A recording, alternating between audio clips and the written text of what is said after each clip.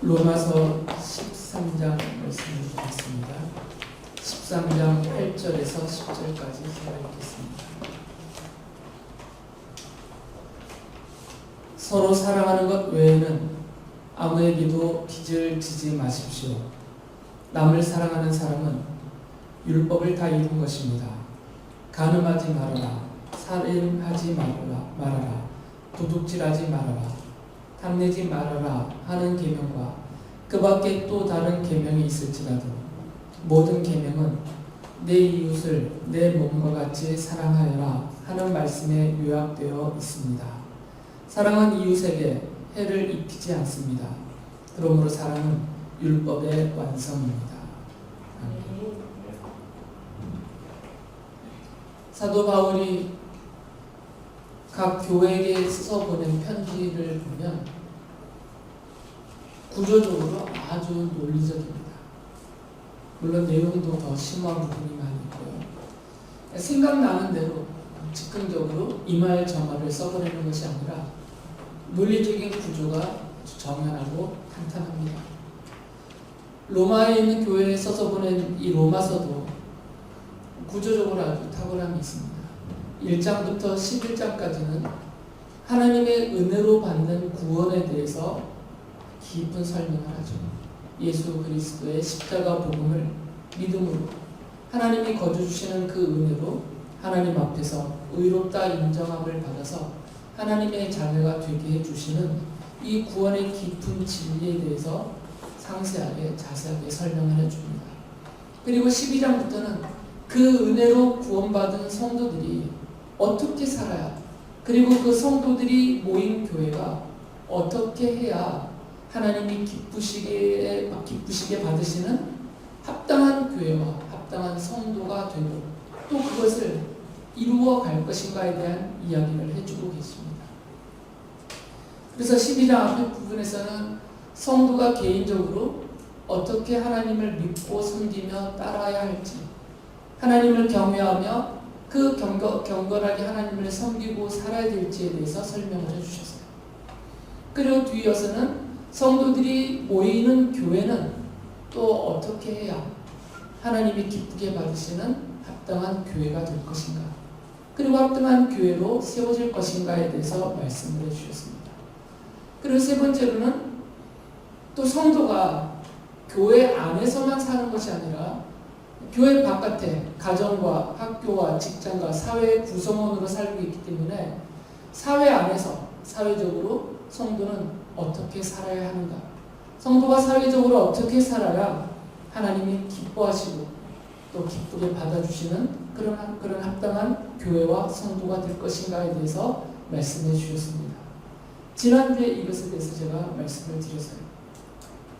그리고 뒤이어서 오늘 읽어드린 8절부터 10절까지 보면 이제 성도가 사람들을 대할 때는 어떻게 해야 되는가를 말씀해 주고 계세요. 교회 안에서뿐만 아니라 교회 바깥에서 사회 구성원으로 모든 사람들 속에서 함께 살아가는 성도들이 그 교회 바깥의 사회 속에서 만나는 그 사람들을 대할 때 어떤 자세, 어떤 태도를 갖고 있어야 하나님이 기쁘게 받아주시는 그런 합당한 성도로 살 수 있는가, 이것에 대해서 이야기를 해주십니다. 그것이 오늘 읽어드린 8절부터 10절까지의 내용입니다. 성경은 어디를 뒤져봐도 하나님을 믿는 신앙과 또 사회의 구성원으로 살아가는 그 성도가 사회의 구성원으로 살아가는 생활, 하나님 앞에 서 있는 신앙과 사회 속에서 사람들을 대하는 그 생활, 이 두 가지를 이원론으로 구분하지 않습니다. 성경은 이것에 대해서 절대로 구분하지 않습니다. 예수님께서도 종교적으로는 하나님 앞에서 스스로 나는 경건하다, 그리고 나는 하나님을 경외한다 하면서 스스로 의롭게 여기고 있는 자신을 의인이라고 자처하고 있었던 그 바리새파 사람들, 그들을 향해서 그들이 하나님 앞에서는 그런 태도를 보이는 척하지만 사람들을 대할 때는 불의를 행하고 사람들을 착취하고 멸시하고 그들에게 사랑을 베풀지 않고 있는 그들의 모습을 보면서 그들을 위선자라고 부르셨어요. 마태복음서 23장 27절에서 그들을 꾸짖으시면서 이렇게 말씀하셨습니다.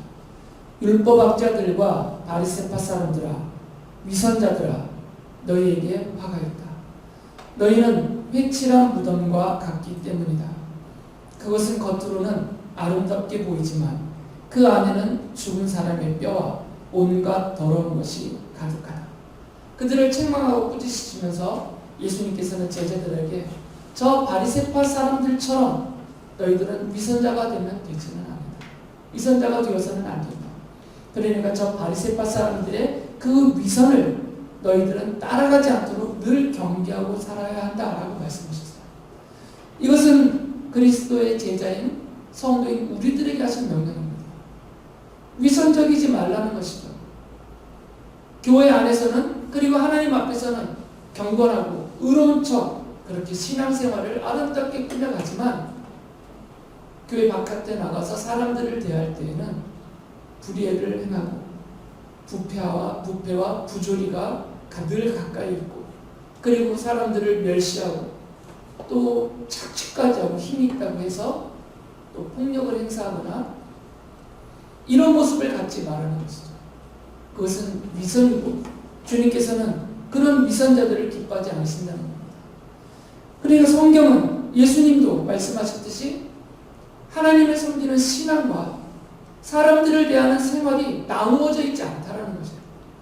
신앙과 생활은 연결되어져 있어요. 똑같진 하더라도 똑같을 수는 없다 하더라도 신앙과 생활이 분리될 수는 없다는 것입니다. 교회로 모여서 그리고 하나님 앞에서 내가 주님을 섬기고 따르는 그 신앙 그것과 내가 가정과 학교와 직장과 사회 속에서 사람들과 함께 살아가는 그 생활은 연계되어져 있어요. 분리되지 않는다는 것이죠. 이것이 차이가 나면 그것은 위선이 되는 것입니다. 예수님께서는 하나님을 사랑하라 라는 계명과 이웃을 사랑하라는 계명에 차이를 두지 않으셨기 때문입니다. 마태복음서 22장 37절에서 40절에서 이렇게 말씀하셨어요. 내 마음을 다하고 내 목숨을 다하고 내 뜻을 다하여 주 너희 하나님을 사랑하여라 하였으니 이것이 가장 중요하고 우등가는 계명이다. 둘째 계명도 이것과 같은데 내 이웃을 내 몸과 같이 사랑하여라 하는 것이다. 이 두 계명에 온 율법과 예언서의 본뜻이 달려있다. 나누지 않으셨다는 거죠. 하나님을 사랑하는 신앙과 이웃을 사랑하는 생활이 차이가 없다라는 거죠. 이 둘 사이에 차이가 생기면 그 생긴 차이만큼 위선이 되는 것이죠. 그만큼 위선적인 사람이 되는 거죠. 그래서 사도 바울도 로마에 있는 사람들에게 이 편지를 써보내시면서 하나님이 정말 기쁘게 받으시는 합당한 교회와 성도가 되려면 그리고 그렇게 살려면 하나님을 사랑하는 그 믿음으로 이웃을 사랑해야 한다라고 말씀하셨어요. 절대 신앙과 생활이 다르지 않기 때문에 구분될 수 없는 것이기 때문에 이것을 구분하여서 하나님 앞에서는 경건하고 하나님 앞에서는 의롭고 사람들을 대할 때는 불의한 이런 차이가 벌어지는 그런 위선적인 성도의 삶을 살아서는 안 된다라고 말씀하세요. 그러한 성도를 하나님은 전혀 기뻐하시지 않고 그러한 교회를 하나님은 기쁘게 합당한 교회로 여기시지 않는다라는 말씀입니다. 그래서 이런 말씀들을 전제로 해서 바울 사도가 성도들에게 이렇게 권면을 해요. 로마서 13장 8절에 보면 서로 사랑하는 것 외에는 아무에게도 빚을 지지 마십시오. 남을 사랑하는 사람은 율법을 다 이룬 것입니다. 사람들을 대할 때, 다른 사람들을 대할 때는 내가 그 사람에게 빚진 사람처럼 그 사람을 대하라는 거죠. 다 빚져보신 경험들이 있겠지만 저도 물론 빚을 많이 졌었습니다. 늘 을이 되어서 나에게 빚을 꾸어준 그 채권자 앞에서 채무자로서 조심할 수밖에 없게 돼요. 어떻게든 그것을 갚아야 되니까. 최선을 다해서 성실하게 그것을 갚아야 되고, 또 그 갚는 과정에 나에게 빚을 꾸어준 그 사람을 향해서 늘 고마워하면서, 내가 힘들고 어려울 때 꾸어줘서 나를 도와줬으니까 늘 고맙고 감사하는 마음을 가지고 성실하게 최선을 다해서 그 꾼 빚에 형편이 되면 이자까지 더하여서 넉넉하게 갚으려는 그런 애씀이 있습니다. 이게 빚진 사람의 자세예요.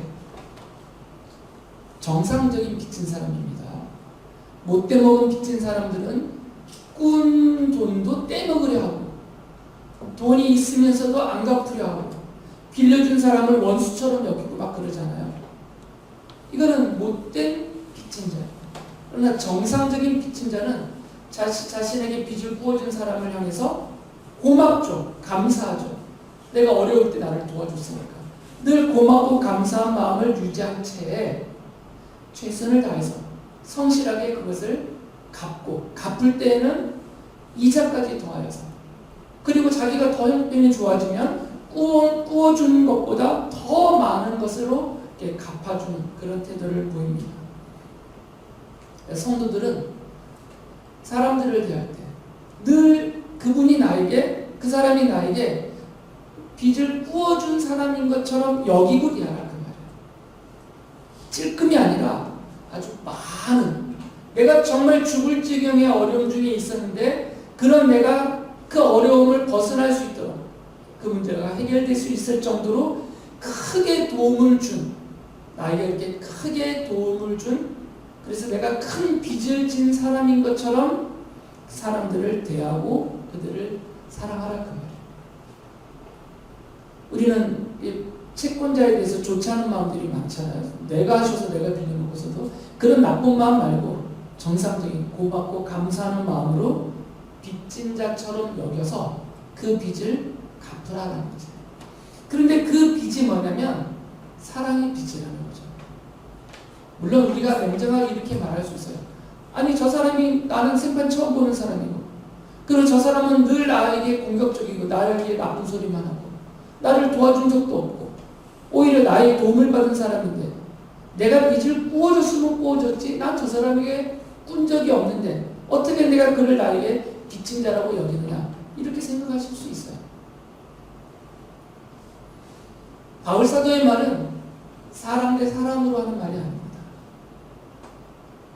비록 그 사람이 나와 아무 상관이 없다 하더라도, 심지어는 그 사람이 나에게 원수와 같다 하더라도 주님이 그 사람을 아끼시니까, 주님이 그의 생명을 창조하셨고 주님이 그 생명을 다스리고 다루고 계시고 주님이 그 생명을 아끼고 계시니까 그 사람을 대할 때 나와 그 사람을 창조하시고 나와 그 사람을 만나게 해주신 주님을 바라보면서 그 사람을 향하여 내가 빚진 자의 자세로 그에게 사랑을 베풀으라 그 말이에요.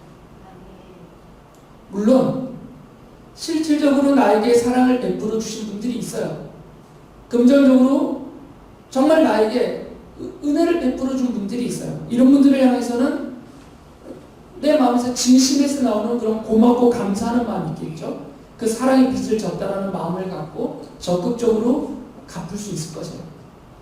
그러나 그런 분들이 아니더라도, 아예 관계가 없었거나 아니면 말씀드린 것처럼 나를 힘겹게 만들었던 그런 사람들이다 하더라도 그들을 대하는 나의 태도는 내가 그에게 사랑의 큰 빚을 진 사람인 것처럼, 그리고 그 사람은 나에게 사랑의 큰 빚을 꾸어준 사람인 것처럼 그렇게 보고 대할 때 그를 사랑할 수 있다.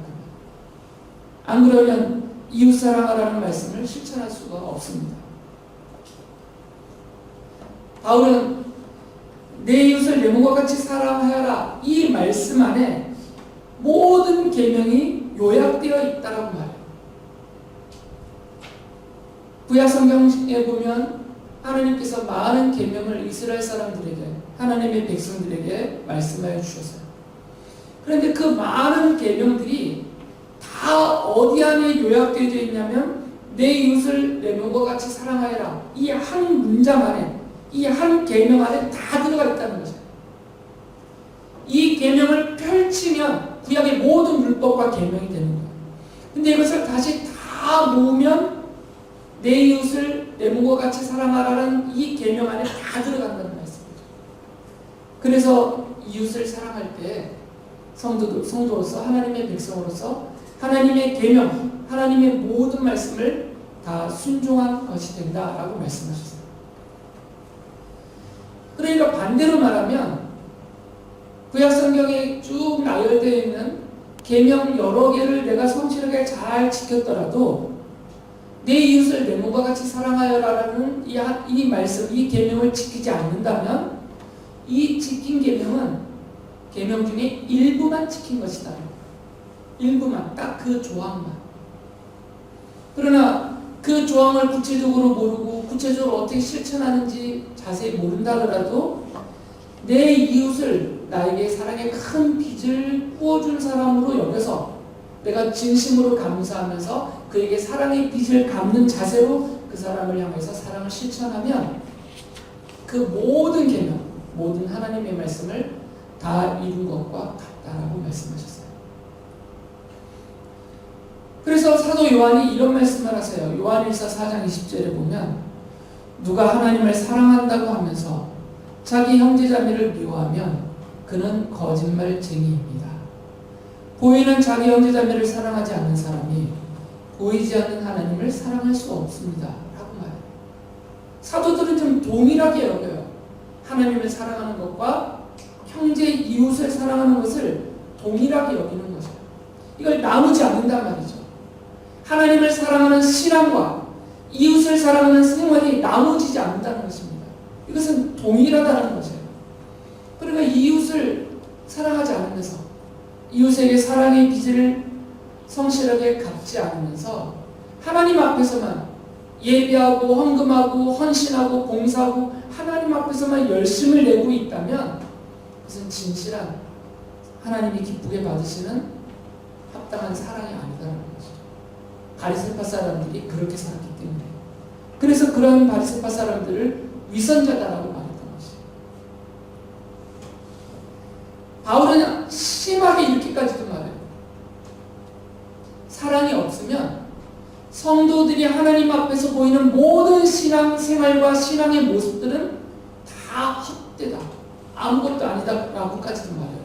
쓸데없는 일이다라고까지도 말해요. 심하게 말씀하시죠. 고린도전서 13장 1절부터 3절에서 이렇게 구체적으로 지적하시면서 말씀합니다. 내가 사람의 모든 말과 천사의 말을 할 수 있을지라도 내게 사랑이 없으면 울리는 징이나 요란한 꽹과리가 될 뿐입니다. 내가 예언하는 능력을 가지고 있을지라도 또 모든 비밀과 모든 지식을 가지고 있을지라도 또 산을 옮길 만한 모든 믿음을 가지고 있을지라도 사랑이 없으면 아무것도 아닙니다. 내가 내 모든 소유를 나누어 줄지라도 내가 자랑 삼아 내 몸을 넘겨줄지라도 사랑이 없으면 내게는 아무런 이로움이 없습니다. 사랑이 없으면 다 소용없는 일이다. 하나님을 향한 사랑, 이웃을 향한 이 사랑이 분리가 되어버리면 그리고 실제로 이 사랑이 실천되지 않는 말뿐인 사랑이라면 성도가 하나님 앞에서 갖고 있는 모든 신앙의 모습은 다 위선이다. 그래서 아무것도 아니다라고 말하는 겁니다. 능력을 많이 행사해도 그래서 막 귀신을 쫓아내기도 하고 병자들의 병을 고쳐주기도 하고 놀라운 기적을 행한다더라도 이 사람이 사랑을 실천하는 실천적인 사랑이 없다면 그거 다 쓸데없는 일이다. 그 말. 자기 자랑밖에 안 된다는 거죠. 여기서 말하는 아무것도 아니다 쓸데없던 얘기는 하나님이 기뻐하시지 않는다. 하나님 앞에서 무용지물이다. 그 말. 우리가 방언을 말하고 또 여러 헌신적인 봉사를 하고 많은 사람을 돕고 섬긴다 할지라도 그 마음 안에 이런 진실한 사랑이 없다면 그리고 이런 실천적인 진정한 사랑이 없다면 그 모든 일은 다 헛수고가 된다. 그 말. 바울이 이렇게 심하게까지 말. 수십 년 동안 주님을 섬겼더라도 사랑이 없으면 그 수십 년의 신앙 경력이라는 것은 아무것도 아니다. 영과 같다. 그 말. 제가 이렇게 말했으면 저한테 막 덤볐을 거예요. 어떻게 그렇게 말하는 거예요? 사도 바울이 말했으니까 따지려면 바울 사도에게 따지셔야 돼요. 그리고 이렇게 말씀을 바울을 통해서 해주신 우리 주님께 따져야 돼요. 아니 제가 주님을 수십 년 동안 이렇게 섬겨왔는데 아무것도 아니라며.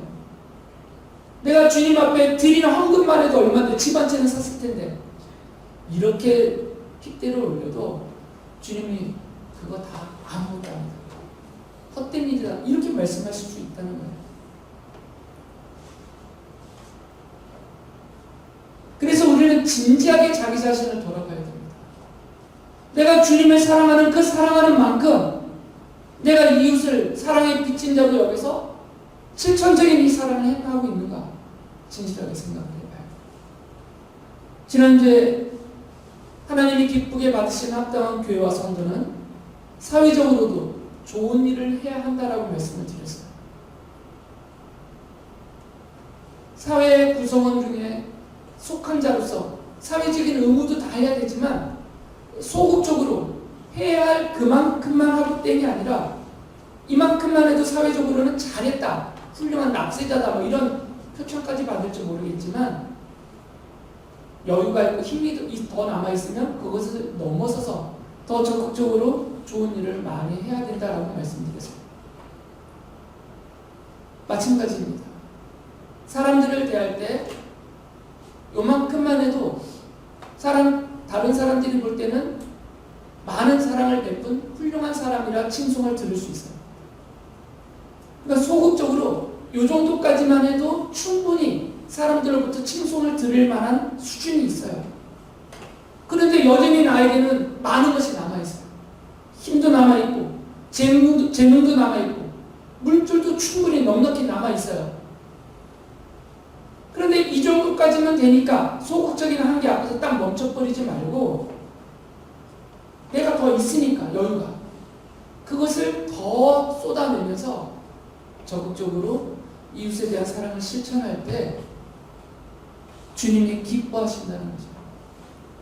다 아시니까 그 마음과 그 형편 그 넉넉함까지 다 아시니까 얼마나 적극적으로 사랑을 실천하느냐 주님이 다 평가하시니까 주님이 보고 계시기 때문에. 그래서 바울 사도가 로마서 14장 18절에서 이런 말씀을 하세요. 그리스도를 이렇게 섬기는 사람은 하나님을 기쁘게 해드리고 사람에게도 인정을 받습니다. 이렇게 섬기는 사람 14장 앞절에서 쭉 하는 말씀은 하나님을 경외하고 정말 하나님 앞에서 경건하게 진실하게 신실하게 하나님을 믿고 이웃을 향하여서 이 사랑의 빚을 적극적으로 실천하면서 갚는 그렇게 주님을 섬김에 따르는 그러한 성도들은 하나님을 기쁘시게 해드리고 그리고 사람들로부터 인정도 받을 수 있다라고 말씀했습니다. 성도의 신앙생활의 관건은 사람을 기쁘게 하느냐가 아닙니다. 사람들은 우리를 다 알아주지 못하기 때문에 사람들이 기뻐하느냐 아느냐 이것은 부차적인 것이고 1차적인 것이고 가장 우선적이고 가장 근본적인 것은 하나님이 나를 기뻐하시느냐. 우리 신앙생활에 가장 관건이 거기에 있습니다. 하나님이 지금 나를 보시면서 기쁘게 여기시느냐 이게 관건이에요. 나의 예배를 기뻐하시느냐 나의 기도를 기뻐하시며 들으시느냐 나의 찬양과 경배를 기뻐하시면서 받으시느냐 그리고 내가 가정에서 내가 학교에서 내가 직장과 사회에서 살아가는 나의 모습을 하나님이 기쁘게 받아주시고 좋아하시느냐 여기에 달려있어요. 교회 올 때만 기뻐하게 하시면 안 됩니다. 주님을 예배할 때만 주님을 기쁘시게 해드리면 안 되는 거죠. 우리 인생이 고작 그만큼만 사는 것이 아니기 때문에 그래서 바울이 갈라디아서 5장 6절에서 이렇게 말씀하셨어요. 그리스도 예수 안에서는 할례를 받거나 안 받는 것이 문제가 되는 것이 아닙니다. 가장 중요한 것은 믿음이 사랑을 통하여 일하는 것입니다. 이게 가장 중요하다는 거죠. 성도에게서 가장 중요한 것은 우리에게 있는 믿음, 하나님을 향한 그 믿음이 사랑을 통하여서 실천되는 것에 달려있다는 거죠. 이게 가장 중요하다는 것입니다. 하나님은 예수 그리스도의 십자가 사랑을 이웃에게 실천하는 그런 교회와 성도들이, 그런 성도들의 신앙생활을 진실하게 여겨주시면서 기쁘게 받아주십니다.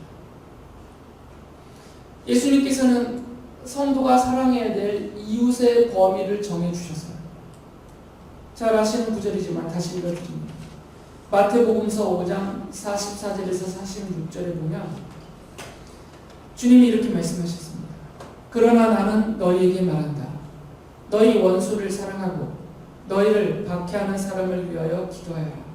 그래야만 너희가 하늘에 계신 너희 아버지의 자녀가 될 것이다. 아버지께서는 악한 사람에게나 선한 사람에게나 똑같이 해를 떠오르게 하시고 의로운 사람에게나 불의한 사람에게나 똑같이 비를 내려주신다. 너희를 사랑하는 사람만 너희가 사랑하면 무슨 상을 받겠느냐? 세리도 그만큼 하지 않느냐? 하나님이 이렇게 사랑을 베풀고 계시다는 거예요.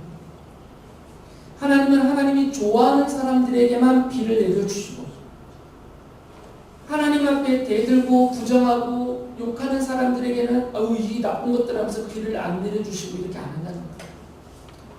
하나님의 자녀들에게만 따스한 햇살을 거기다만 비춰주시고 믿지 않고 잘못대로 사는 사람들에게는 이 나쁜 것들 하면서 거기는 아예 해를 안 비춰주시고 하나님은 그렇게 안 하신다는 거예요.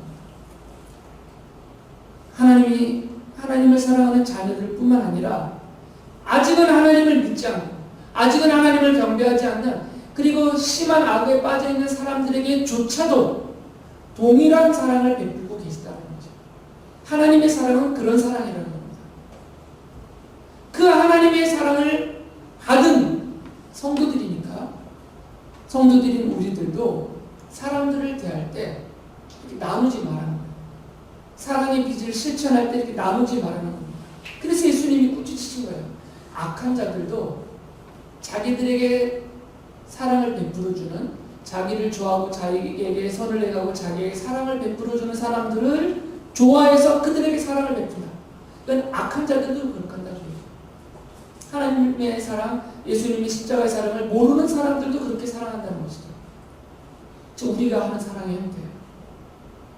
그러나 하나님은 그렇게 안 하신다는 겁니다. 하나님은 그렇게 나누지 않고 모든 사람에게 사랑을 베푸신다는 것이죠. 그래서 제자들에게 하신 말씀이에요. 너희들도 모든 사람을 사랑하라는 겁니다. 심지어 원수까지도. 사랑의 대상, 성도들이 베풀어야 될 사랑의 대상, 그 대상의 범위를 정해주신 거예요. 모든 사람이라고. 가리지 말라는 것입니다. 야고보 장로는 여기에 말씀을 좀 더 하셨어요. 야고보서 1장 27절에 보면 하나님 아버지께서 보시기에 깨끗하고 흠이 없는 경건은 고난을 겪고 있는 고아들과 과부들을 돌봐주며 자기를 지켜서 세속에 물들지 않게 하는 것입니다. 예수님이 모든 사람을 사랑하라, 내 원수까지 사랑해라 라고 말씀해 주셨는데 야고보 장로는 여기에 더했어요. 그 모든 사람들 중에서 더더욱 사랑을 더 많이 베풀어줄 대상자가 누구냐면 연약한 사람들이다 그 말이에요. 그러면서 예를 든 겁니다. 고난을 겪고 있는 고아들과 과부들.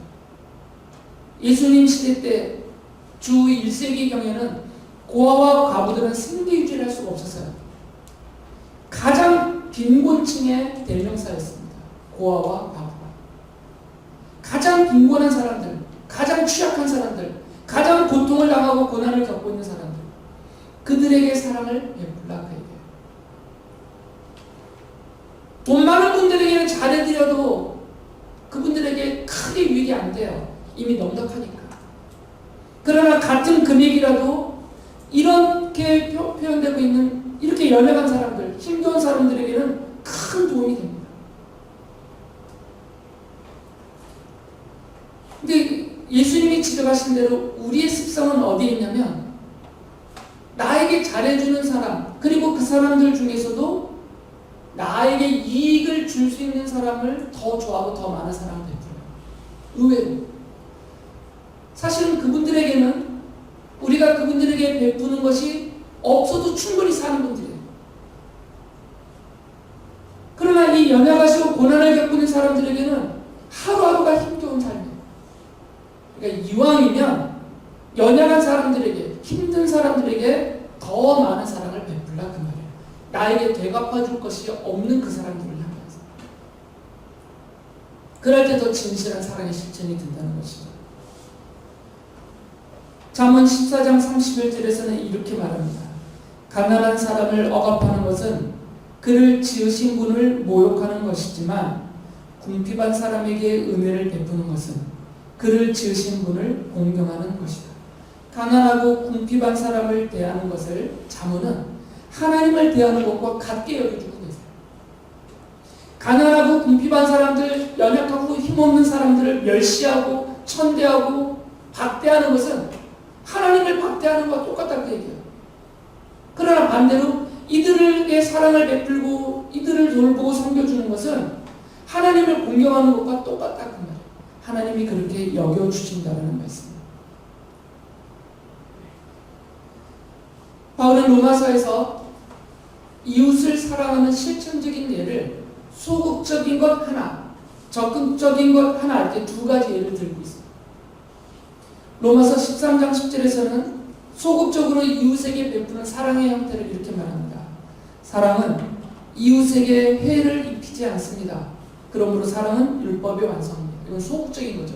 하지 않는 것입니다.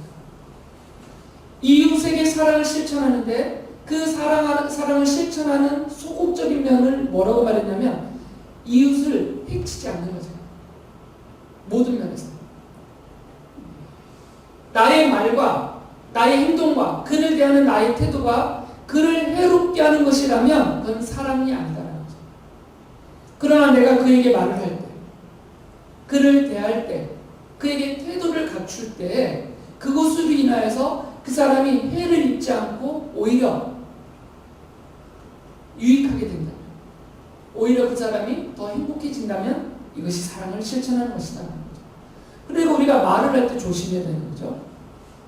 나는 아무 생각 없이 말했지만 내가 한 말이 다른 상대방에게 상처가 되어버려서 해를 입힐 수 있어요.